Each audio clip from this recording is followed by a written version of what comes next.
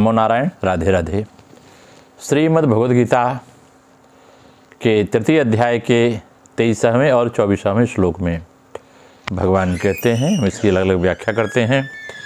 यदि यह न वर्तेयं जातु कर्मण्यतन्द्रितः मम वर्तमानुवर्तन्ते मनुष्या पार्थ सर्वशः। इसका कहते हैं यदि, क्योंकि हे पार्थ, अगर मैं किसी समय सावधान होकर कर्तव्य कर्म न करूं तो बड़ी हानि हो जाएगी, क्योंकि मनुष्य सब प्रकार से मेरे ही मार्ग का अनुसरण करते हैं। अगर हम इसके भावार्थ को निकालें तो यह बात समझ में आती है कि भगवान कहते हैं कि मैं सावधानी पूर्वक कार्य न करूं तो ऐसा हो ही नहीं सकता। परंतु यदि ऐसा मान लें तो मैं कर्म न करूं, अर्थात भगवान ने यहाँ यदि जातुपाद का प्रयोग किया है। अतंद्रतः का मतलब है कि कर्तव्य कर्म करने में आलस्य और प्रमाद नहीं करना चाहिए, अपितु उन्हें बहुत सावधानी तत्परता से करना चाहिए। सावधानी पूर्वक कर्तव्य कर्म न करने से मनुष्य आलस्य और प्रमाद के वश में होकर अपना अमूल्य जीवन नष्ट कर देता है। कर्मों में शिथिलता मतलब आलस्य प्रमाद न लाकर उन्हें सावधानी एवं तत्परता पूर्वक करने से ही कर्मों से संबंध विच्छेद होता है।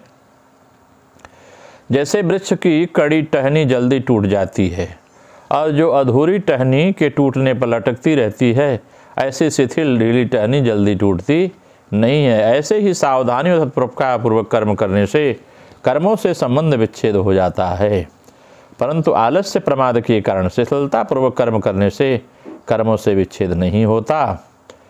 भगवान कहते हैं अगर किसी कर्म की बार बार याद आती है तो यहाँ समझना चाहिए कि कर्म करने में कोई त्रुटि, कामना, आसक्ति, अपूर्णता, आलस्य, प्रमाद आदि की उपेक्षा हुई है, जिसके कारण उस कर्म से संबंध विच्छेद नहीं हुआ है। कर्म से संबंध विच्छेद न होने के कारण ही कर्म किए जाते हैं, कर्मों की याद आती है। मम वर्तमानुवर्तन्ते मनुष्या पार्थ सर्वशः। भगवान कहते हैं इस मेरे मार्ग का अनुसरण करने वाले ही वास्तव में मनुष्य कहलाने योग्य हैं। जो मुझे आदर्श न मानकर आलस्य प्रमादवश कर्तव्य कर्म नहीं करते और अधिकार चाहते हैं, वे आकृति से मनुष्य होने पर भी वास्तव में मनुष्य कहलाने के योग्य नहीं कहे जाते। भगवान ने कहा था कि श्रेष्ठ पुरुषों के आचरण और प्रमाण के अनुसार सब मनुष्य उनका आचरण करते हैं। इस श्लोक में भगवान कहते हैं कि मनुष्य सब प्रकार से मेरे मार्ग का अनुसरण करते हैं। इसका तात्पर्य यह है कि श्रेष्ठ पुरुष तो एक ही लोक यानी मनुष्य लोक में आदर्श पुरुष है, परंतु मैं तीनों लोकों का आदर्श पुरुष हूँ। मनुष्य को संसार में कैसे रहना चाहिए यह बताने के लिए भगवान मनुष्य लोक में अवतरित होते हैं। संसार के लिए रहना ही नहीं है, यही संसार रहने की विद्या है। संसार वस्तुतः एक विद्यालय है जहाँ हमें कामना, ममता, स्वार्थ आदि के त्याग पूर्वक दूसरों के हित के लिए कर्म करना सीखना है और उसके अनुसार कर्म करके अपना उद्धार करना है। संसार के सभी संबंधी एक दूसरे की सेवा करने के लिए ही हैं। इसलिए पिता, पुत्र, पति, पत्नी, भाई, बहन आदि सबको चाहिए कि वे एक दूसरे के अधिकार की रक्षा करते हुए अपने अपने कर्तव्यों का पालन करें और दूसरों के कल्याण की चेष्टा करें।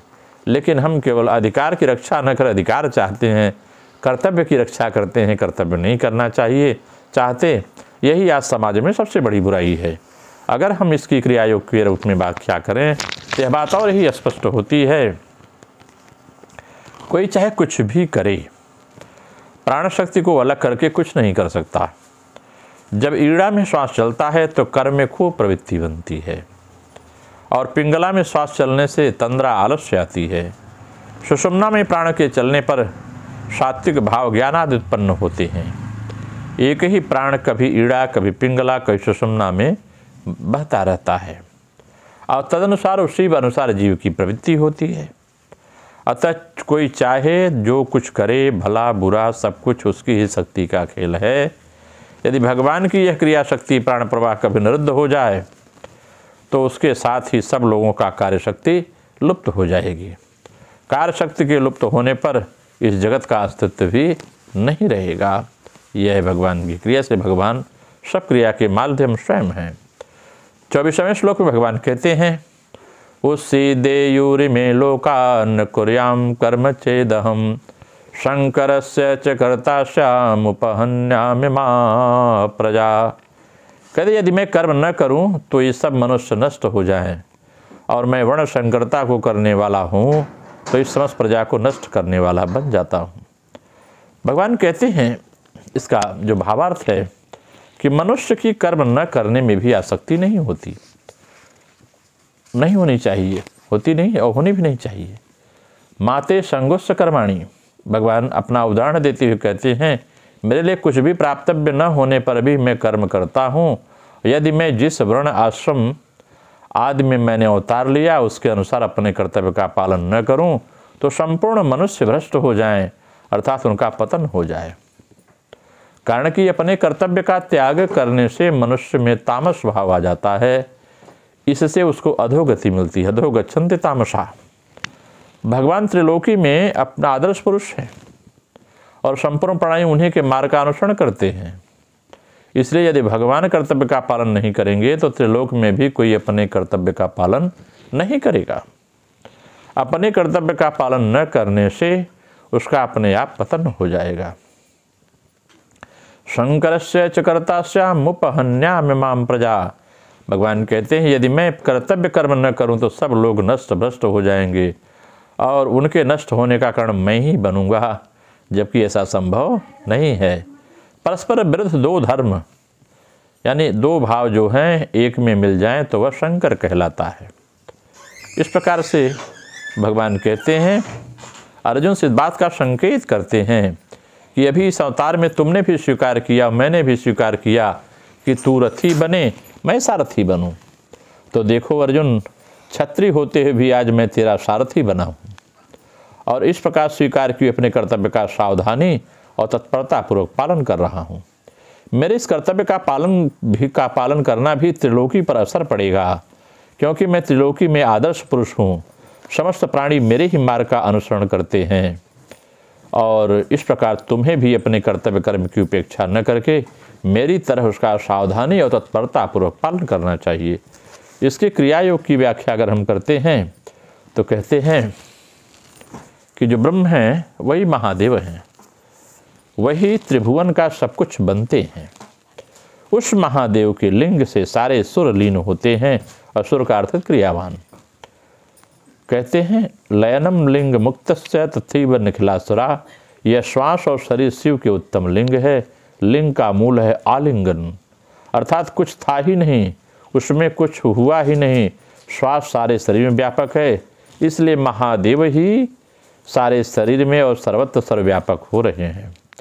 यदि क्रिया न की जाए तो प्राण क्रिया बंद होती जाती है। वह साधना के द्वारा स्थिर होकर ब्रह्मपुरी में प्रवेश नहीं करता तो यमपुरी में जाता है प्राण। इसलिए साधक जो साधक है वो ब्रह्मपुरी में जाते हैं, जो साधना नहीं करते वो यमपुरी में जाते हैं। श्वास रूपी महादेव घटस्थ होकर कालस्वरूप हो रहे हैं। यदि क्रिया के द्वारा इनको स्थिर नहीं करते तो यह घटस्थ काल अपने व्यर्थ के कर्मों के द्वारा निशेष हो जाएगा। ज्ञान की प्राप्ति नहीं होगी, आयु समाप्त हो जाएगी। सारे दोष मिलकर सारी प्रजा को, यानी प्रजा माने बुद्धि को, मन को, इंद्रियों को, शरीर को सब खराब कर देंगे। ये बेताल हो जाएंगे और ताल को संभाल नहीं पाएंगे। ताल माने जो स्वर, जो आत्मस्वर को नहीं संभाल पाएंगे, व्यक्ति मृत्यु लोक का गामी होगा। आगे की चर्चा फिर करेंगे। नमो नारायण। राधे राधे।